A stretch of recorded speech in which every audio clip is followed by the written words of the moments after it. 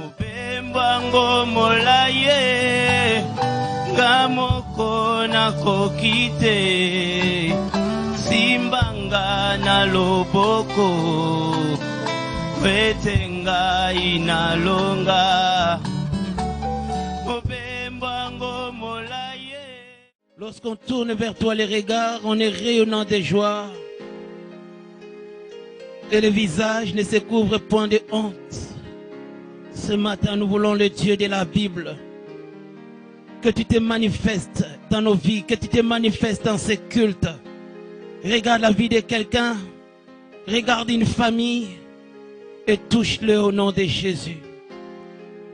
Des choses que l'homme ne peut nous accorder, nous croyons le posséder par toi. Ce qu'on peut recevoir de la main d'un homme, nous croyons le recevoir d'entre tes mains. Seigneur, tu es fidèle. Et ce matin, nous le croyons et nous le proclamons. Bénis ces cultes, Yahweh Dieu. Parle à nos cœurs pour nous édifier. Parle à nos cœurs pour nous transformer, pour nous orienter et pour nous bénir. Seigneur mon Dieu, nous croyons que tu envoies ta parole et ta parole guérit nos maladies. Une fois de plus, ta parole ce matin accomplira de grandes choses et la gloire te reviendra. Au nom puissant et glorieux de Jésus-Christ, nous avons prié avec foi, nous disons Amen. Acclamons le Seigneur, que Dieu nous bénisse abondamment. Alléluia. Que Dieu nous bénisse pour ce matin. Nous avons un thème merveilleux et surtout en ces temps particulier, vraiment c'est un thème qui va beaucoup nous aider. Nous allons parler de la prière fervente du juste. La prière fervente du juste. Sans plus tarder, nous allons prendre la Bible. Nous allons lire dans le livre de Jacques, chapitre 5. Commençons par les 13e versets jusqu'au 18e. Jacques, chapitre 5, 13 à 18. Quelqu'un parmi vous est-il dans la souffrance? Qu'il prie. Quelqu'un est-il dans la joie? Qu'il chante des cantiques. Quelqu'un parmi vous est-il malade? Qu'il appelle les anciens de l'église et que les anciens prient pour lui, en lui ayant d'huile au nom du Seigneur. La prière de la foi sauvera le malade, et le Seigneur les relèvera. Et s'il a commis des péchés, il lui sera pardonné. Confessez donc vos péchés les uns les autres, et priez les uns pour les autres, afin que vous soyez guéris. La prière fervente du juste a une grande efficacité. Élie était un homme de la même nature que nous. Il pria avec instance pour qu'il n'ait plus point, et il ne tomba point de pluie sur la terre pendant 3 ans et 6 mois. Puis il pria de nouveau, et le ciel donna de la pluie, et la terre produisit son fruit. Nous terminons avec le livre de Josué. Josué chapitre 10. Nous lirons les 12 et les 14e versets. Josué 10, 12 à 14. Alors Josué parla à l'Éternel les jours où l'Éternel livra les Amoréens aux enfants d'Israël. Et il dit en présence d'Israël, Soleil, arrête-toi sur Gabaon, et toi, lune, sur la vallée d'Ajalon. Et le soleil s'arrêta, et la lune suspendit sa course jusqu'à ce que la nation ait tiré vengeance de ses ennemis. Cela n'est-il pas écrit dans le livre du juste? Le soleil s'arrêta au milieu du ciel, et ne se hâta point de se coucher presque tout un jour. Il n'y a point eu de jour comme celui-là, ni avant, ni après, où l'Éternel ait écouté la voix d'un homme, car l'Éternel combattait pour Israël. Acclamons la parole du Seigneur. Pour ceux-là qui écrivent, écrivez la prière fervente du juste, pour continuer à une grande efficacité. La prière fervente du juste a de l'impact. La prière fervente du juste produit des effets. La prière fervente du juste amène les miracles. La prière fervente du juste change les naturels en surnaturel, la prière fervente du juste amène des témoignages. Bien aimé, quand nous parlons de la prière nous révèle ce qu'un homme peut faire avec Dieu. Par la prière, un homme ordinaire peut accomplir des choses extraordinaires. Un homme qu'on connaît, un homme qu'on peut maîtriser. Mais lorsqu'il entre dans la prière, cet homme qu'on connaît, cet homme qu'on peut maîtriser, peut produire des choses qu'on ne peut pas connaître, peut produire des choses qu'on ne sait pas maîtriser. Donc la prière nous révèle des choses merveilleuses qu'un homme peut faire avec son Créateur. La prière a une capacité transformatrice des situations les plus difficiles en opportunités glorieuses. Bien-aimé, il n'y a aucune situation qui ne peut rester constante au devant de la main puissante de Dieu. Des fois, les difficultés nous arrivent tout simplement comme des défis. Et face à ces défis, lorsque tu entres dans la présence de Dieu et que tu te donnes à la prière, ces défis qui est pour toi comme une montagne peut devenir une vallée dont tu peux marcher dessus. Ce qui est impossible à l'homme est possible à Dieu. Et dans la prière, nous créons des choses que Dieu peut faire. Nous amenons les ciels à se manifester sur la terre. Nous amenons la volonté de Dieu de se réaliser au devant des hommes. C'est pourquoi j'aimerais dire à quelqu'un qui est déjà fatigué de prier, quelqu'un qui a prié, qui jusque-là n'a pas encore vu de grands résultats, j'aimerais te dire, n'arrête pas de prier. J'aimerais demander à quelqu'un de tout mon cœur, avant toute chose, commence d'abord par la base, qui est la prière. Tu as une idée, tu as quelque chose, tu as un fardeau. Avant de prendre des décisions, avant d'accomplir ton choix, commence d'abord par la base, la prière d'abord. Parce que ce que tu fais au début peut déterminer les résultats que tu auras. Lorsque tu commences par la prière, le Dieu que tu as rencontré au départ ne te laissera pas tomber. Il t'accompagnera, il te soutiendra, il t'orientera, il t'inspirera et tu verras que même là où il y avait des obstacles, avec Dieu, tu vas surmonter ces obstacles et tu vas te retrouver de l'autre côté. C'est pourquoi je sens dans mon cœur cette pensée de déclarer sur quelqu'un, ces impossibilités vont changer parce que tu vas prier. Ce problème va changer parce que tu vas prier. Alléluia.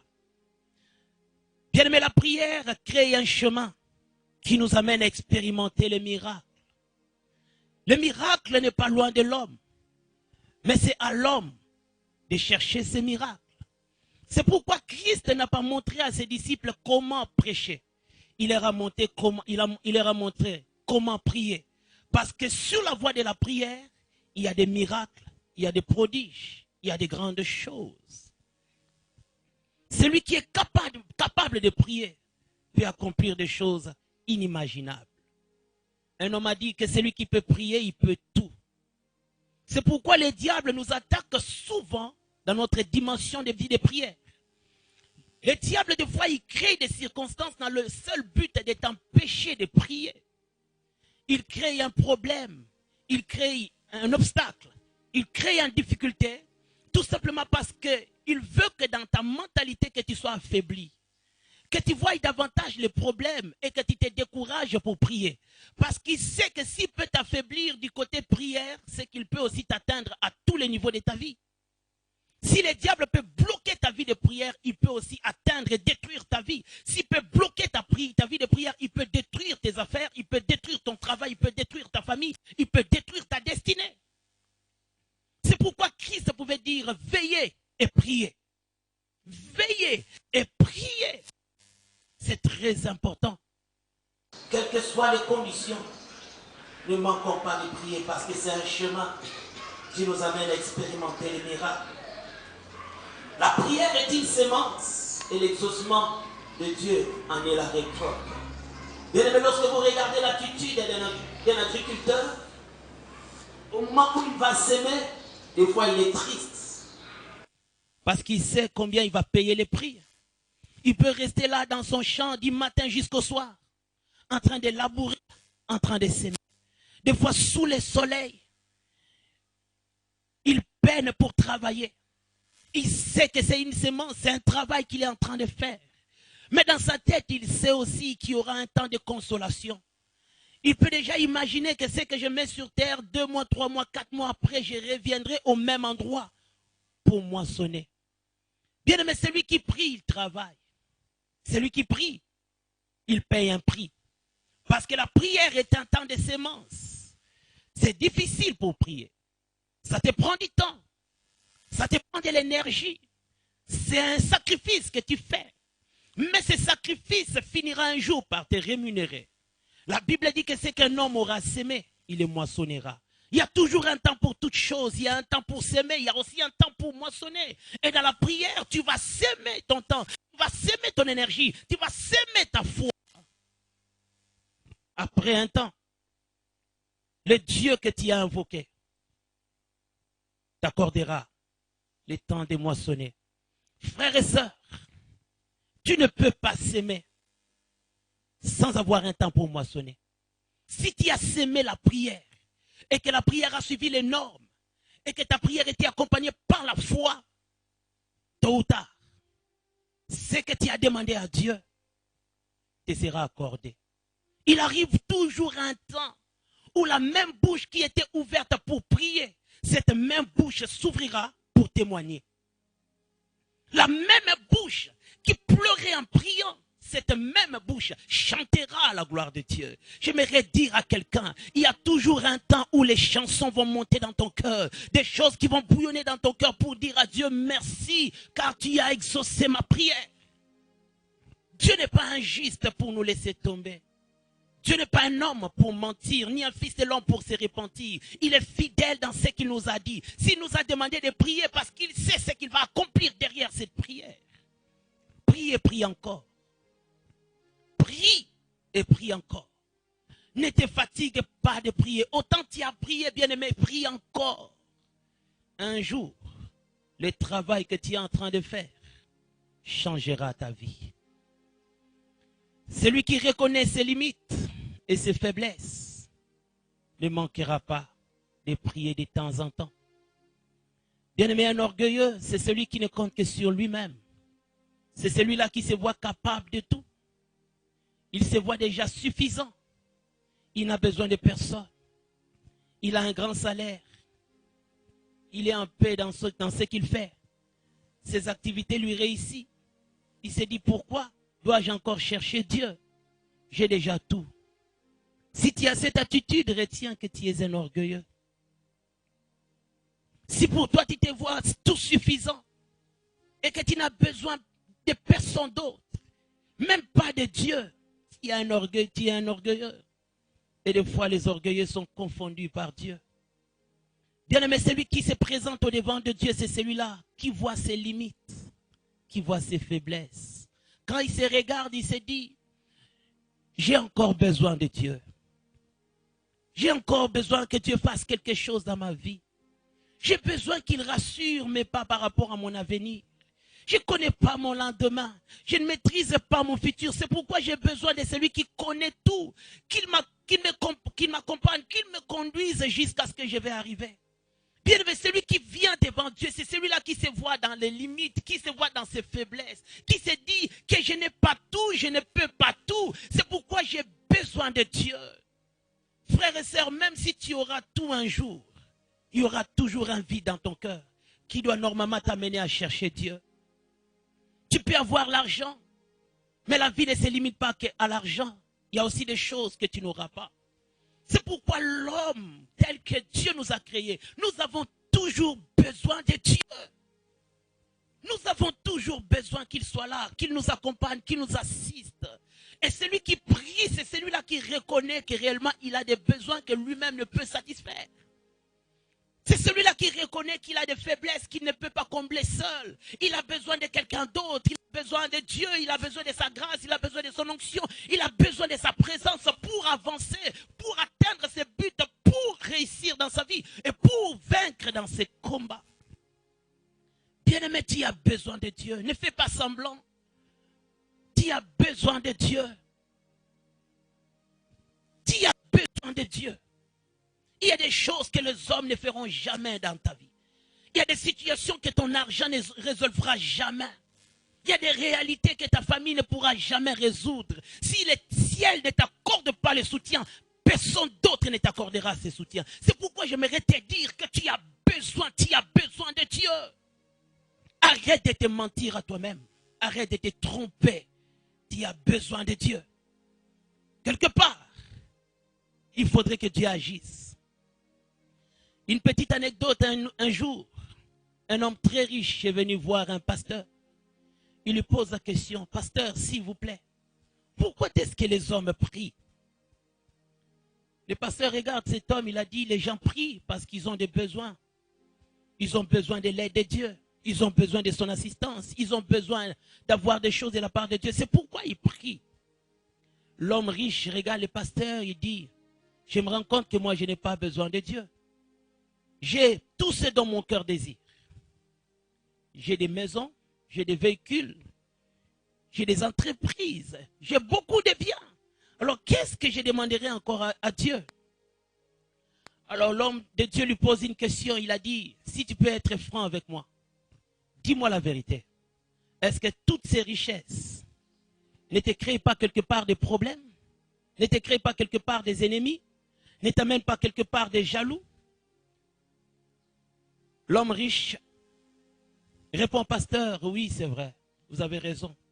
Raison pour laquelle je suis obligé d'être entouré par des gardes du corps. Je veille sur moi-même pour ne pas être empoisonné. Je fais ça parce que je sais que quelque part, quelqu'un en veut à ma richesse. Le pasteur lui répond, c'est pourquoi tu as besoin de Dieu. Parce que c'est lui seul qui peut te protéger mieux que les gardes du corps. En sortant ces jours-là, l'homme riche était sorti beaucoup plus humble qu'il n'en était entré. Il est sorti avec une nouvelle attitude. Il avait compris réellement que malgré tous les biens qu'il avait, malgré la richesse qu'il possédait, quelque part, il avait aussi besoin de Dieu. Bien-aimés, ne nous trompons pas. Même si tu ne viens pas à l'église, parce que tu n'aimes pas les pasteurs, même si tu ne viens pas à l'église parce que tu n'aimes pas les cadres, parce que ça ne répond pas à tes critères, mais retiens que tu as besoin de Dieu. Je ne te supplie pas de venir à l'église, mais je te supplie par contre de chercher Dieu. Même dans ta maison, même dans ta chambre, même dans ton bureau, n'oublie pas que tu as besoin de Dieu. Tu peux te manquer des hommes de Dieu parce que tu les vois tellement petits par rapport à ta dimension. Tu les vois tellement pauvres par rapport à ta richesse. Mais au-dessus de toi, il y a un être plus grand que toi. Et tu es soumis à cet être. Il a ta vie entre ses mains. Le jour où il va se décider de t'écraser, tu mourras. Et tu as besoin de Dieu. Tu as besoin de Dieu. Celui qui reconnaît ses limites, celui qui reconnaît ses faiblesses, ne manquera pas de chercher Dieu. Bien-aimé, celui qui reconnaît que Dieu peut le guérir, il ira voir Dieu quand il sera malade. Celui qui reconnaît que Dieu peut changer sa situation, il verra Dieu dans sa pauvreté. Bien-aimé, nous ne devons pas oublier. Nous avons des besoins, mais Dieu a des solutions de ces besoins. Nous avons des questions, mais Dieu a des réponses à ces questions. Nous avons des préoccupations, mais Dieu a des résolutions à ces préoccupations. C'est pourquoi lorsque tu t'approches de Dieu, il prend ton problème et il t'accorde sa solution. Il prend ta maladie et il t'apporte sa guérison. Il prend tes difficultés et il t'apporte des solutions. Dans 2 Chroniques 20, verset 3, la Bible dit que dans sa frayeur, Josaphat se décida d'invoquer l'Éternel. Et il publia un jeûne à Juda. Il voyait l'armée innombrable qui l'attaquait. Il savait qu'il était incapable. Il savait qu'il ne pouvait pas faire face à l'ennemi qui venait vers lui. Il s'est dit, si je n'invoque pas Dieu, si je ne cherche pas Dieu, je serai anéanti. Il s'est consacré pour chercher d'abord Dieu. Il s'est vu dans ses limites, il s'est vu dans ses faiblesses. Et la seule issue pour Josaphat, c'était de chercher Dieu. Où cherches-tu tes solutions? Auprès des hommes. Retiens que les hommes sont faillibles. Celui qui peut avoir aujourd'hui beaucoup il peut manquer demain. Nous avons vu des riches connaître aussi des problèmes. Bien aimé, quand tu es toujours focalisé vers les hommes, quand ton premier réflexe, c'est d'aller voir des hommes, quand dans ton cœur, tu ne penses que voir les hommes, un jour, tu les regretteras. Tu croiras que la personne peut tout te donner. Il te dira, moi aussi, j'ai des problèmes. Tu croiras que cet oncle-là qui a des moyens, il pourra te soutenir, mais il te dira que je viens d'ailleurs de faire des affaires et ça n'a pas marché. Vois-moi le mois prochain. L'homme est limité, mais le Créateur est illimité. L'homme, des fois, est bloqué, mais notre Dieu n'a jamais été bloqué. C'est pourquoi s'il y a une adresse que j'aimerais t'orienter, là où tu ne seras jamais dessus, c'est dans la présence de Dieu. Là où il n'y a que des solutions, il n'y a que des réponses, il n'y a que des bénédictions, c'est dans la présence de Dieu. Bien aimé, quand la Bible dit que celui qui tourne vers l'Éternel, ses regards est rayonnant de joie et le visage ne se couvre point de honte, c'est une vérité. Lorsque tu espères en l'Éternel, Dieu ne te laissera pas tomber. Josaphat, dans sa frayeur, il s'est dit, c'est maintenant le temps pour moi de prier. Et il a prié. Mais il a aussi publié un jeûne pour tout Israël. Et tout le peuple s'est consacré à la prière. Et c'est comme ça qu'il pouvait vaincre l'armée innombrable des Ammonites et des Moabites. Frères et sœurs, devant tes combats, il y a quelqu'un qui a vaincu et qui veut te donner la victoire. Alléluia. Il y a quelqu'un qui a réussi et qui veut te donner les succès. Il y a quelqu'un qui n'a jamais échoué et qui veut pour toi aussi que tu n'échoues pas. Retenons que quand le monde n'a plus de solution à nous offrir, la seule porte qui nous reste, c'est la porte de la prière. Quand autour de toi, il n'y a plus rien, tu ne sais plus à quel sang te vouer. Quand autour de toi, tu ne vois plus personne pour résoudre ton problème. Quand autour de toi, tu te rends compte qu'il n'y a personne pour te donner la solution à ces problèmes, la seule issue pour toi, c'est la voie de la prière. Et malheureusement, c'est là où beaucoup tombent dans la négligence. Vous voyez quelqu'un qui a des problèmes, qui en principe devait chercher Dieu, mais il est en train de sillonner les hommes. Il est en train de passer partout, mais sauf être dans la présence de Dieu. Celui qui normalement devait s'enfermer pour prier, c'est celui-là qui ne prie pas. Et les malheurs qui devaient s'abattre, des fois s'abattent et on les regrette. Quand autour de toi les choses ne marchent pas, bien me retenez que ce qui ne marche pas doit te pousser à chercher la face de l'Éternel. La prière est une force. La prière nous transforme. La prière crée des miracles. La prière produit des résultats inimaginables. La prière nous amène à l'étonnement, où toi-même tu es étonné des résultats que Dieu t'accorde. Tu te dis, c'est seulement la prière qui m'a amené ça. Oui, la prière peut t'amener à vivre ça. Et à cause de la prière, il y a certaines personnes qui ont laissé des traces sur la terre. À cause de la prière, il y a certaines personnes qui ont eu des impacts énormes sur la terre. Prenons l'exemple d'un homme comme Élie, dont la Bible a parlé dans Jacques 5. Jacques chapitre 5, lisons la parole de Dieu. Jacques chapitre 5, le 17e verset. Élie était un homme de la même nature que nous. Il pria avec instance pour qu'il n'ait plus point et il ne tomba point de pluie sur la terre pendant 3 ans et demi.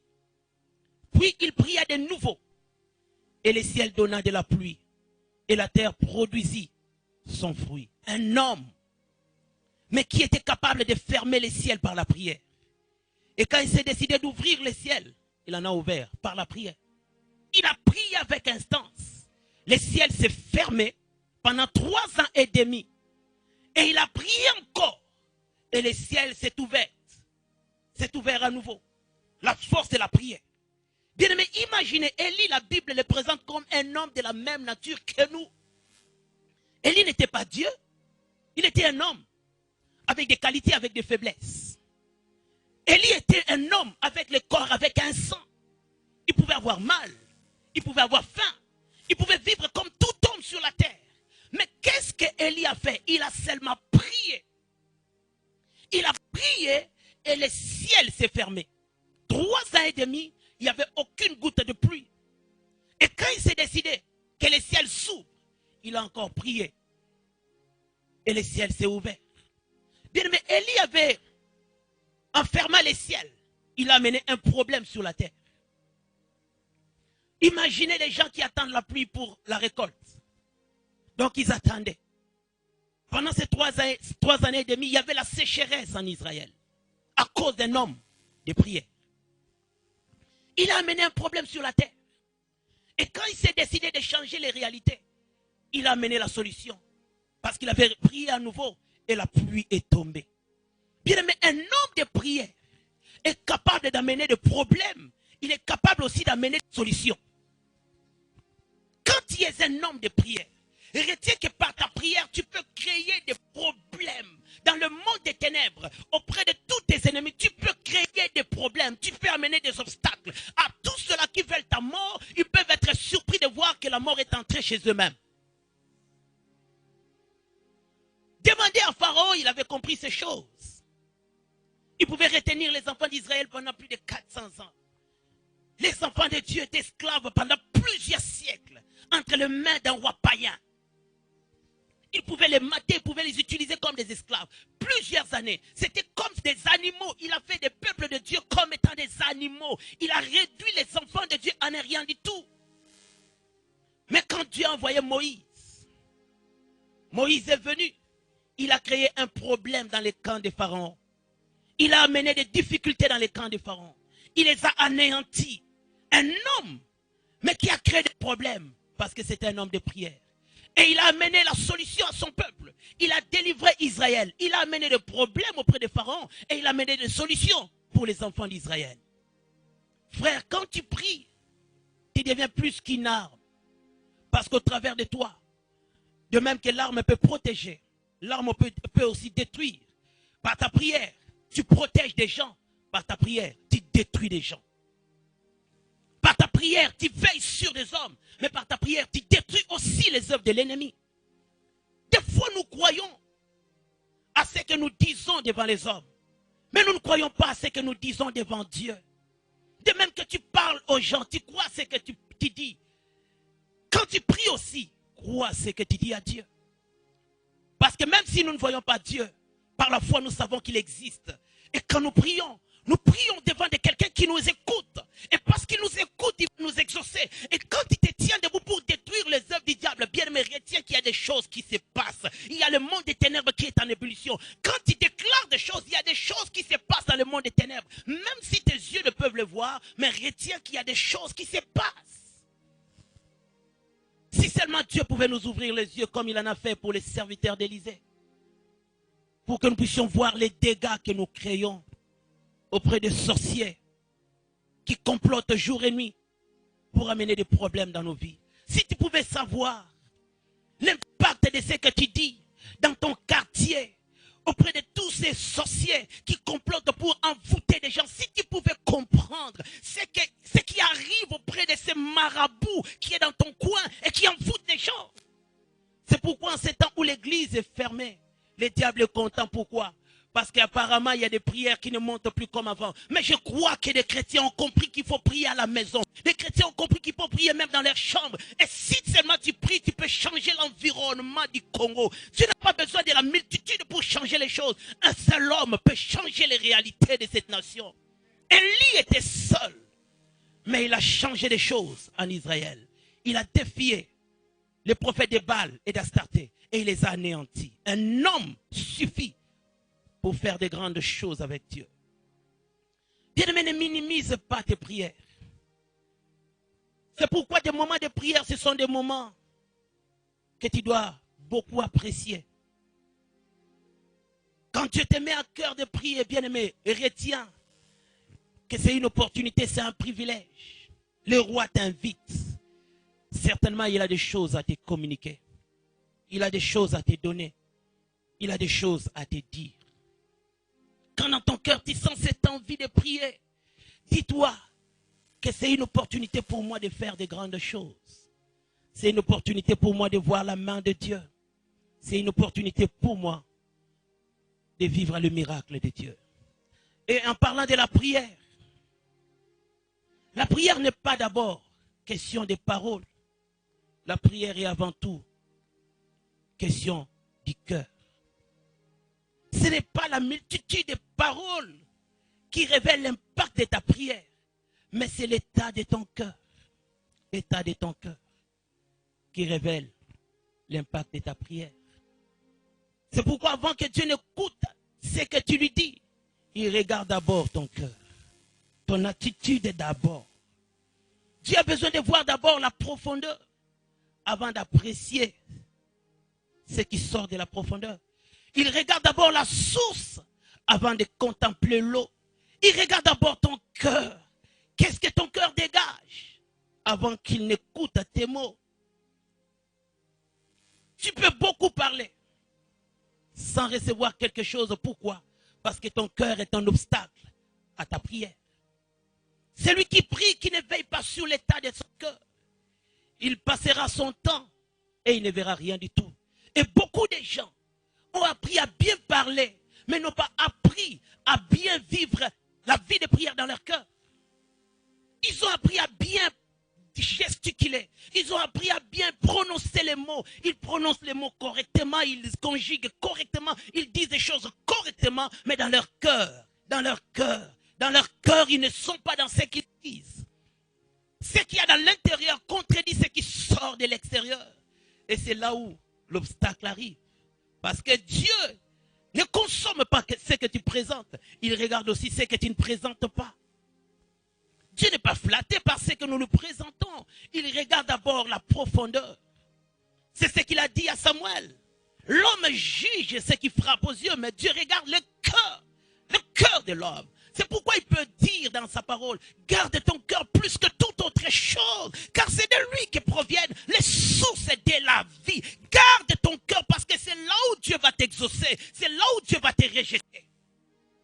Autant tu ne veilles pas sur ton cœur, frère, ce que tu dis n'est que peine perdue. Tu passes ton temps en vain et Dieu ne va pas t'exaucer parce que tes mots ne lui sont pas agréables à cause de l'état de ton cœur. Un cœur mauvais, mais qui fait sortir de belles paroles. Dieu n'a que faire de tes paroles. Un cœur méchant, mais qui peut faire sortir de belles paroles. Oh, des prières en anglais. God, I praise you. God, I glory. Tout ça, c'est pour les hommes. Ce sont les hommes qui les consomment. Mais Dieu ne consomme pas des mots. Il regarde d'abord le cœur. Et c'est quand il peut approuver ton cœur, c'est alors qu'il peut consommer tes mots. Frères et sœurs, ne te précipite pas à beaucoup parler. Commence à regarder ton cœur. Lorsque tu veux prier, c'est pourquoi Christ pouvait dire, avant de prier, entre dans ta chambre et ferme ta porte. Parce que la prière est d'abord, avant tout, une relation d'intimité. C'est du cœur au cœur que les choses se passent. Ce n'est pas du bouche à bouche. C'est du cœur au cœur. Le cœur de l'homme qui va à la rencontre du cœur de Dieu. Et lorsque tu touches le cœur de Dieu, son bras, sa main sera libérée pour toi. Celui qui peut atteindre le cœur de Dieu, il aura le contrôle de la main de Dieu. Celui qui peut toucher le cœur de Dieu, la main de Dieu lui sera favorable. Mais lorsque tu n'es que dans les apparences, tu n'es que dans le mot, tu n'es que dans des gesticulations, tu passes ton temps en vain et Dieu ne t'exauce pas. Vous priez, mais vous ne recevez pas parce que vous priez mal. C'est une réalité. Beaucoup de gens, lorsqu'on dit prions, ils veulent se faire voir. Ils commencent à prier avec des gestes. Ils commencent à prier avec des belles paroles. Même celui qui ne sait pas parler français, il aimerait prier en français pour être vu des gens. Celui qui ne maîtrise pas l'anglais, il commence à prier en anglais. Même si on avait même la capacité de prier en chinois, on va créer un chinois. Pourquoi? Parce qu'il faut que les autres voient. Tu le fais pour être consommé des hommes. Tu le fais pour être vu des hommes et non pas pour Dieu. Et quand tu es habitué à faire des choses pareilles, retiens que tu prieras beaucoup pendant longtemps et Dieu ne t'accordera pas l'exaucement. L'état de ton cœur est plus important que la multitude de tes mots. l'état de ton cœur vaut plus que tes gestes. L'état de ton cœur vaut plus que ce que tu dis. C'est par moments, la prière n'est pas que ce que nous disons. La prière, c'est des fois aussi ces silences que nous gardons au devant de Dieu. Par moments, ce n'est pas la bouche qui parle, mais c'est le cœur qui parle au devant de Dieu. Je peux être là, je ne dis rien, mais mon cœur dit beaucoup de choses devant Dieu. Parce que Dieu peut écouter même ce que la bouche n'a pas dit. Avant que ta bouche te dise un mot, Dieu entend déjà la voix de ton cœur. Il pouvait écouter la voix du bébé qui pleurait. Pendant que Ismaël était à un pas de mourir, Dieu a dit, j'ai écouté la voix de l'enfant. Il écoutait le cœur de l'enfant. Dieu consomme d'abord le cœur avant de consommer la multitude de nos mots. Veille d'abord à l'état de ton cœur avant de beaucoup parler. Parce que la prière est avant tout question du cœur à cœur. Le cœur de l'homme qui rencontre le cœur de Dieu, et cela crée l'impact.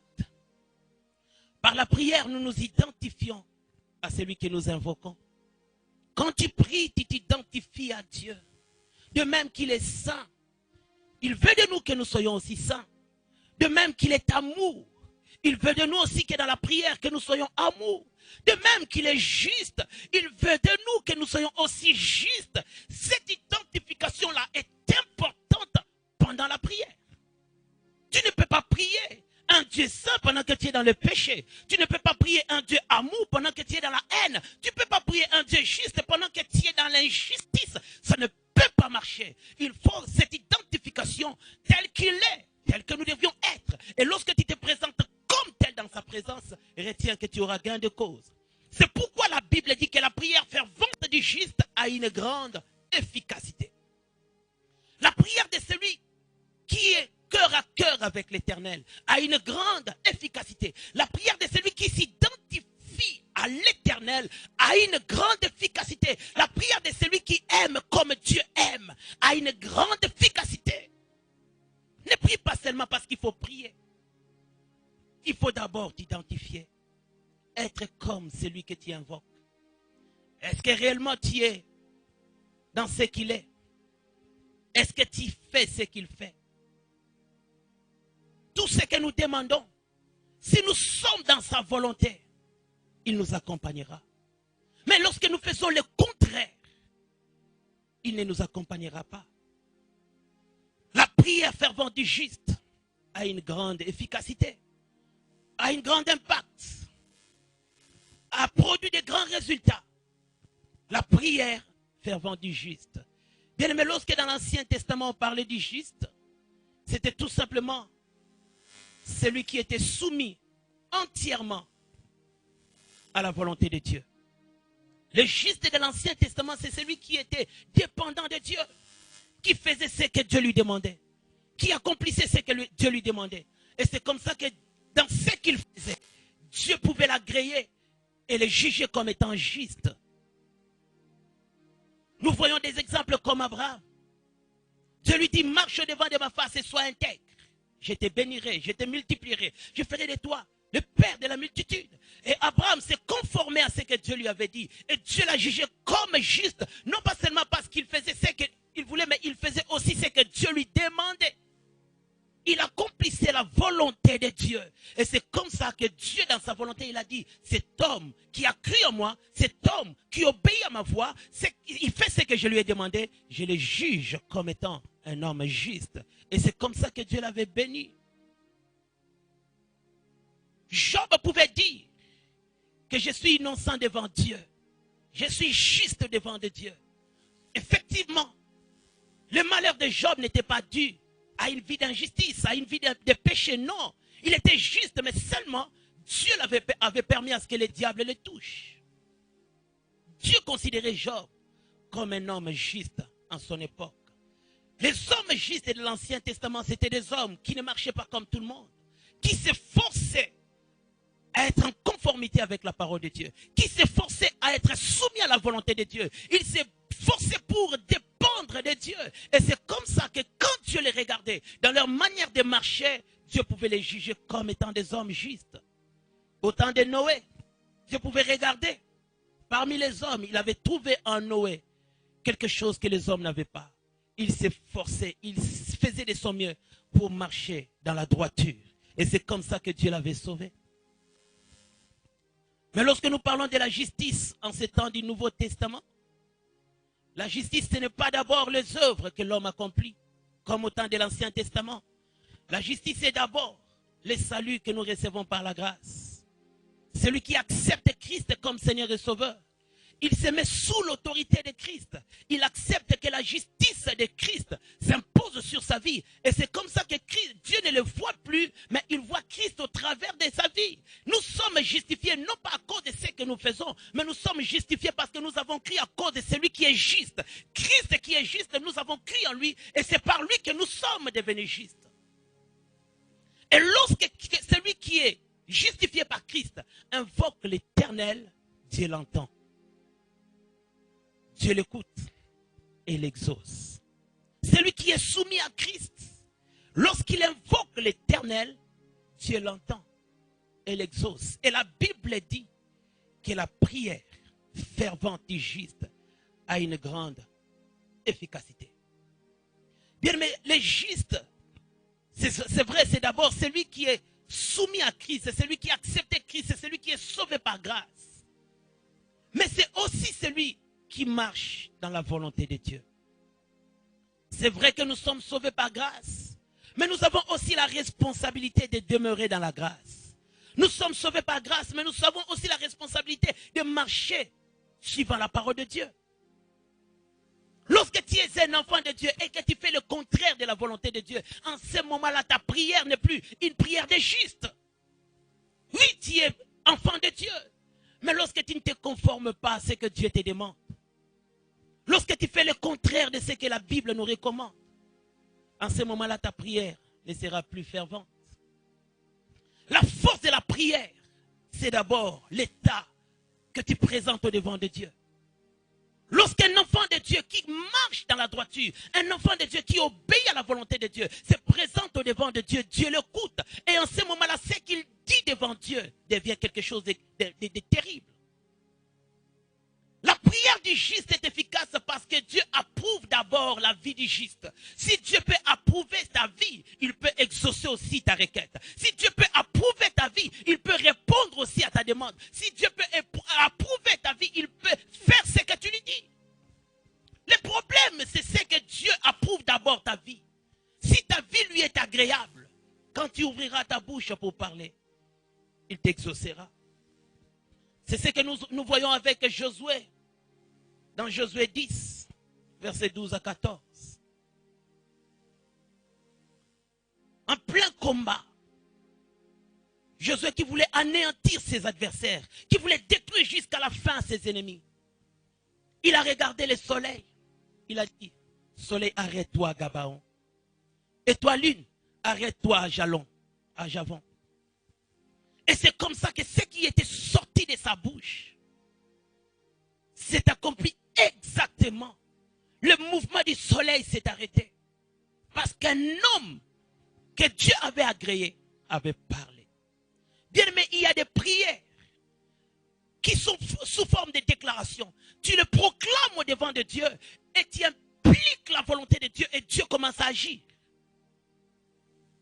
Lorsque déjà ta vie plaît à Dieu, lorsque Dieu est d'accord avec toi, il t'accompagne dans chaque déclaration que tu fais, il t'accompagne dans chaque prière que tu fais. C'est pourquoi lorsque nous regardons la vie des disciples de Christ, après la résurrection de Christ, nous voyons des hommes comme Pierre, qui pouvaient parler seulement à Ananias, et du coup la personne meurt. Il parle parce que tu as menti au Saint-Esprit, tu vas mourir. Et c'est comme ça que la personne meurt directement. La bouche est d'un homme qui a parlé, mais les effets qui se sont suivis, ce sont les effets de Dieu. Dieu entre en jeu dans chacune des déclarations des hommes et des femmes qui lui sont agréables. Dieu accompagne la parole qui sortent de la bouche des hommes et des femmes qui se soumettent à sa volonté. Lorsque tu es soumis à la volonté de Dieu, Dieu aussi fait soumettre sous ta volonté tous ceux qui sont autour de toi. Je le répète, lorsque tu es soumis à la volonté de Dieu, Dieu fait soumettre au devant de toi toutes les forces qui veulent te faire du mal. Tu parleras et le monde des ténèbres se soumettra. Pourquoi? Parce que tu es soumis à Dieu. Mais lorsque tu n'es pas soumis à Dieu, même le diable te résistera. C'est pourquoi tu peux voir des enfants de Dieu, mais qui chassent les démons les résistent. Bima, bima, bima.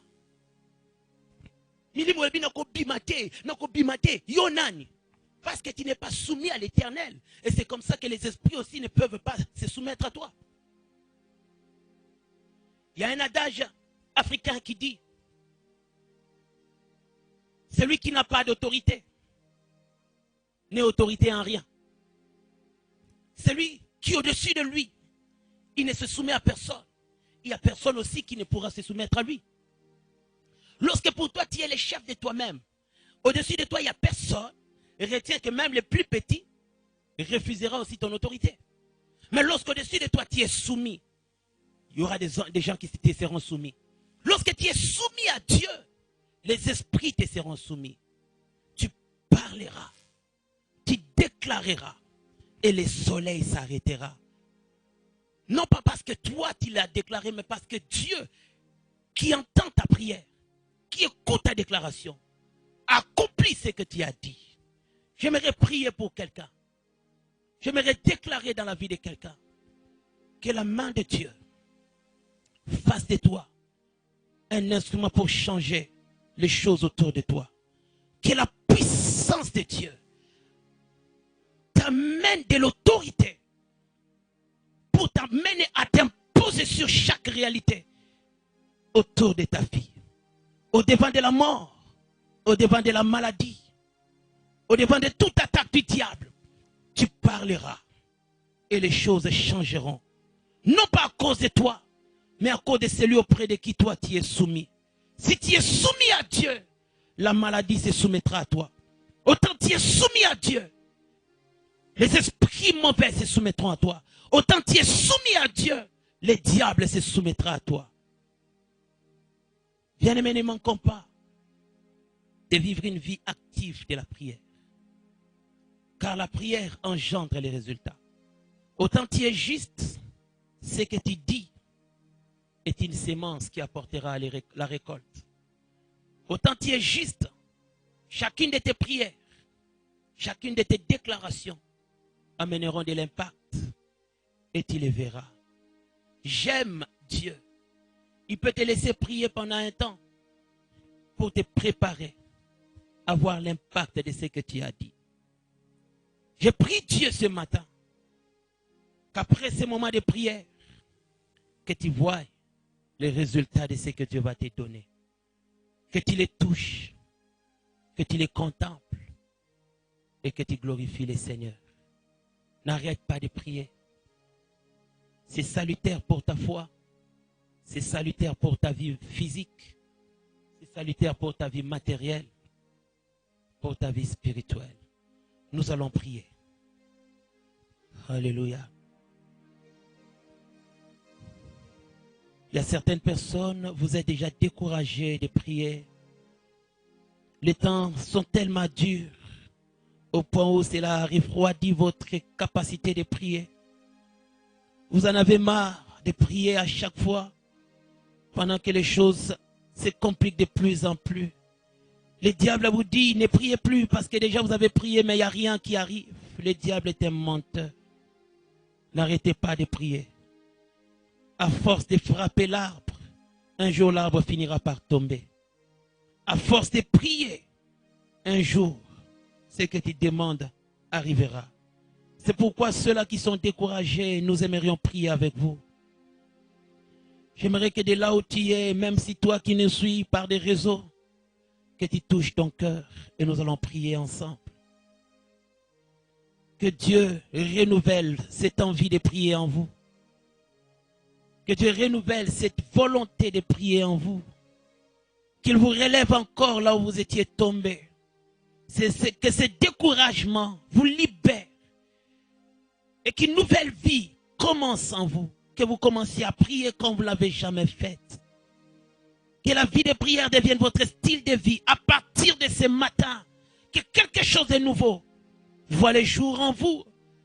Et que vous vous relevez et que vous commencez à prier. J'aimerais prier avec vous qui êtes découragés. De partout où vous nous suivez, nous allons prier.